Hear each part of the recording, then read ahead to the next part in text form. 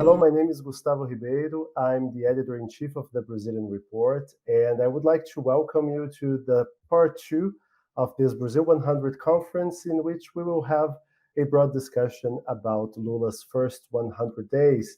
And throughout the start of the Lula administration, the Brazilian Report has teamed up with the Wilson Center's Brazil Institute to analyze the challenges and the achievements of these new administration through a series of articles, podcasts, and op-eds.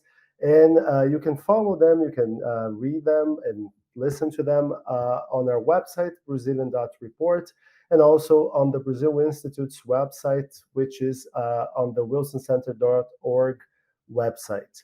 The Brazil 100 project was kicked off on Inauguration Day, January the 1st, when we hosted a live broadcast with the Wilson Center's Brazil Institute to discuss the challenges of the Lula administration, which was just starting on January the 1st. So much has happened since. And this project now concludes today with the roundtable between Bruna and Tatiana Prazeres of the Trade and Industry Ministry.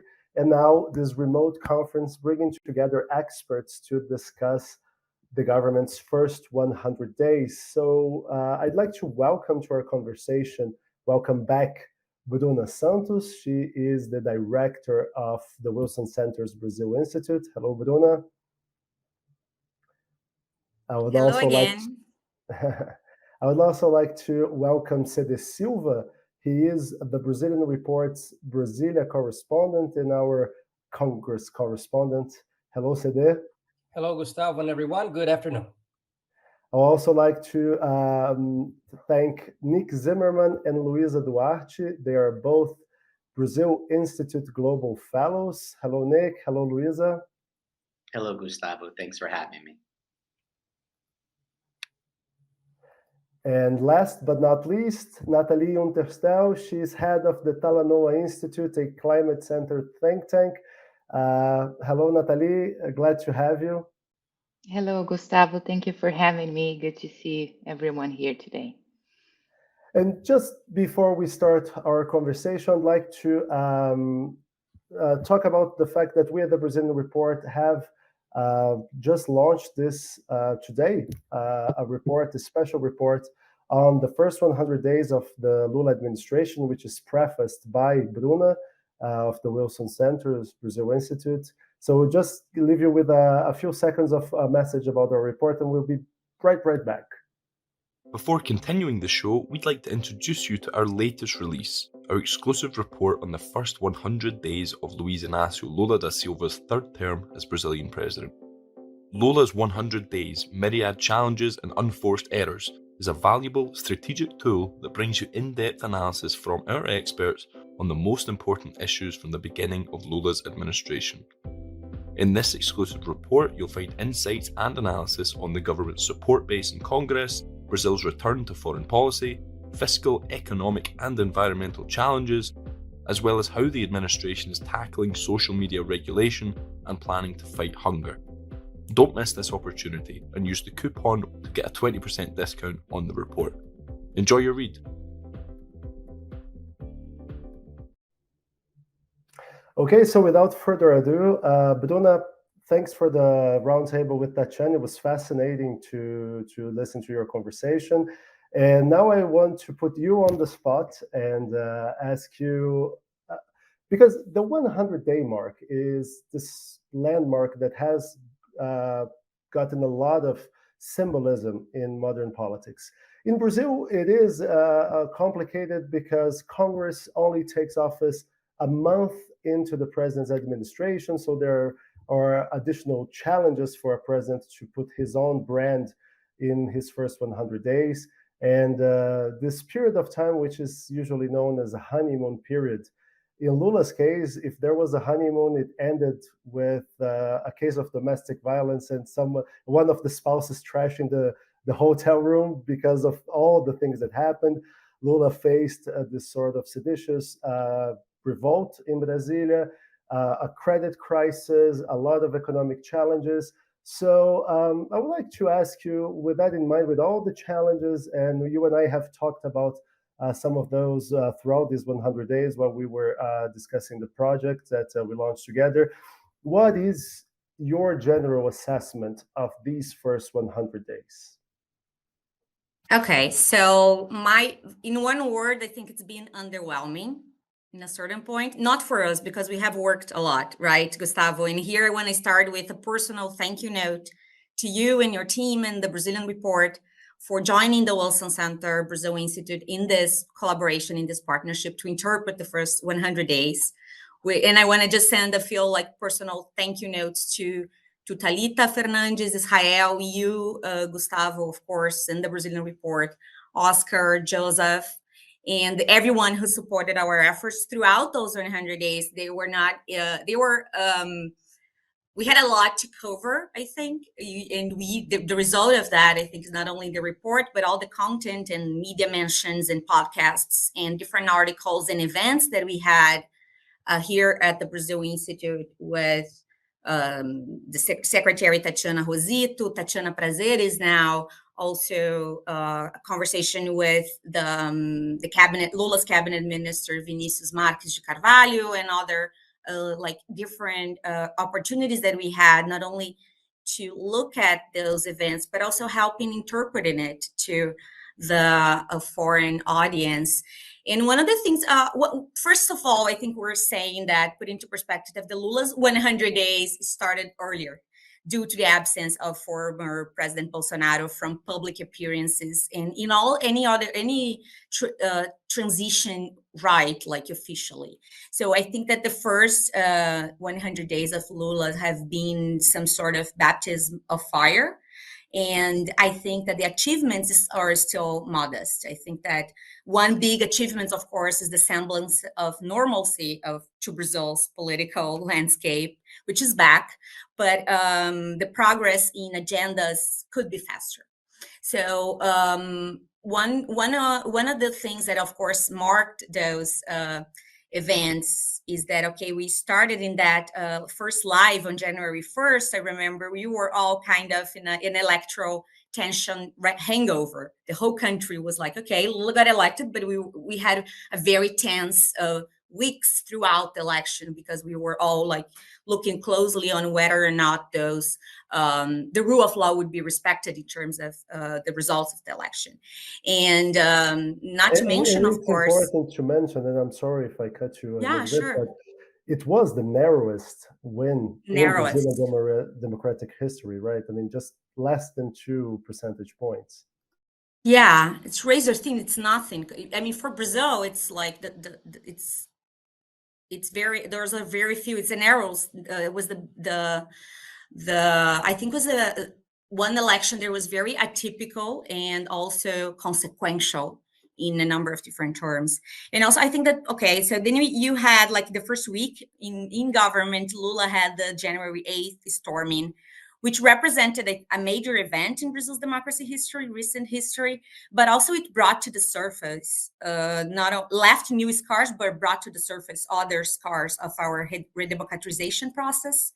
So the fact that Lula incentivized a comprehensive judiciary-led investigation after those events, and that he took measures responding to those events by rethinking the way that the military were present in the core of government, is important to note. So the fact that the Brazil's civilian intelligence agency, ABIN, was till now, till very recent, under the control of the military, and Lula changed that after those events, is something that worth mentioning. I think those are big, important, and long-awaited changes in the Brazil's intelligence system.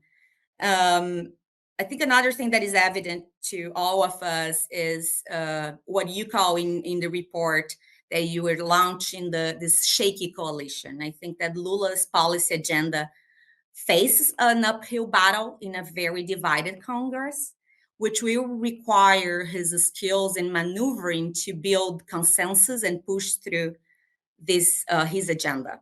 But one aspect of concern to me about everything that happened in this 100 days is in face of the Supreme Court decision that ruled the secret budget scheme unconstitutional, Lula needed to, of course, expand his government support base in the National Congress by granting with a new form of political distribution mechanism of resources that came directly from the ministries to political appointments, keeping, in my opinion, is still very high risks of corruption in his government. That's one aspect of concern to me.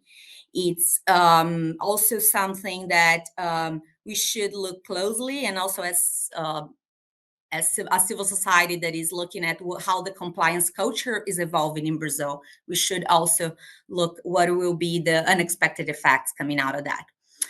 Second, I think, is in terms of Lula's foreign policy and diplomatic efforts, and I'm sure other colleagues are going to dig in on that. I think Brazil's pursuit of a more influential role in the global stage is evident. It will come with trade-offs and challenge, navigating very complex waters, because the world has changed a lot since Lula was in government. He's going to China and is going to see a totally different China than the one that he negotiated back in the days. And I think he has made has had a very successful agenda, making sure that Brazil, that the world knew that Brazil is back. He even chose to use the same slogan as former President Temer did, Brazil is back, and reestablished ties with traditional allies, and has been working on reestablishing Brazil's credibility and navigating certain issues that Brazil was for a long time distant or not taken seriously in conversations. One point, of course, and an important hook for him is the climate and environmental agenda. I'm sure Nathalie is going to talk more about it, but we'll still see a certain level, sort of like a cocktail of ambivalence and certain level of naivety when it comes to certain discussions. For example, how Brazil is navigating the Russia-Ukraine conflict, and how we see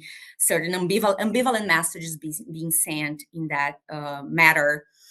And we see Brazil hearkening back to some sort of Brazil's freestyle diplomacy of the 2000s, but in a moment where we are not going to be able to afford to take very strong sides on coalitions. So the coalitions are going to be looser than we saw before in Lula's foreign policy and PT's foreign policy in the past.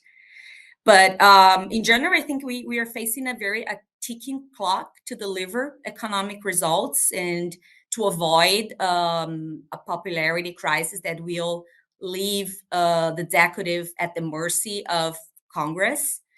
And as of now, I think that Lula is making moves in presenting a new fiscal framework, taking Brazil back to the global stage, and building bridges and important conversations that will be important for Brazil's, as Tatiana just mentioned, reindustrialization policies and efforts.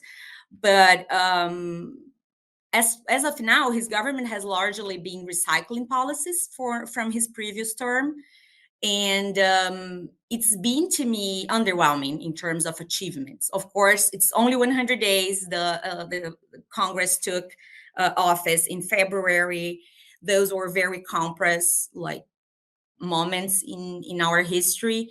But the landscape politically and economically is not good ahead of us. So there will be still a number of the need for more analysis, shedding light on the challenges and trade-offs that come with Brazil's pursuit to have a more influential role on the global stage will be definitely needed. Yeah, and I think one of the things that lead us, and I agree with your assessment that these have been somewhat underwhelming at 100 days, even if with a lot of positive aspects. But I think one of the reasons why it seems so underwhelming is because the government took office with this incredibly ambitious agenda, and that usually this is a moment where governments have more push to pass a lot of things that may be unpopular, that may be harder to get passed in Congress, and we essentially haven't seen that much happening. The government still seems not everyone not on the same page on messaging. We still see that this big tent coalition that Lula built may be too heterogeneous to reach some goals in certain areas.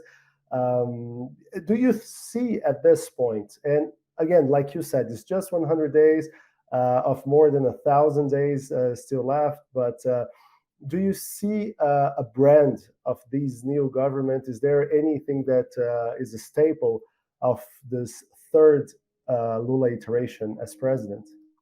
I think that honestly, I think that this government had lost the opportunity to set a new policy agenda for Brazil in a post-Bolsonaro era. What people are talking about is this: we are still talking about we are not getting things done as fast, but we also don't have a vision that is out there to bring Brazil back to the global stage, to actually have achievements that are addressing the hunger crisis that the country is going through. And of course, it has a lot to do with the difficult to coordinate a very broad interests within government in a hostile environment with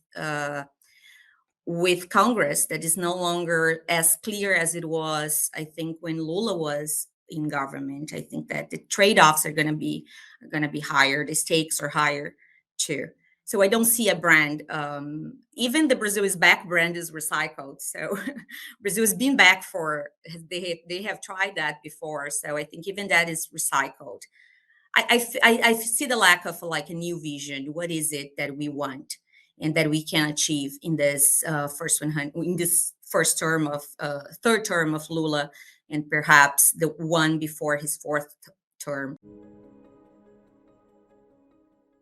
We'd like to introduce you to our latest release, our exclusive report on the first 100 days of Luiz Inácio Lula da Silva's third term as Brazilian president. Lula's 100 Days, Myriad Challenges and Unforced Errors is a valuable strategic tool that brings you in-depth analysis from our experts on the most important issues from the beginning of Lula's administration. In this exclusive report, you'll find insights and analysis on the government's support base in Congress, Brazil's return to foreign policy, fiscal, economic and environmental challenges, as well as how the administration is tackling social media regulation and planning to fight hunger. Don't miss this opportunity and use the coupon to get a 20% discount on the report. Enjoy your read.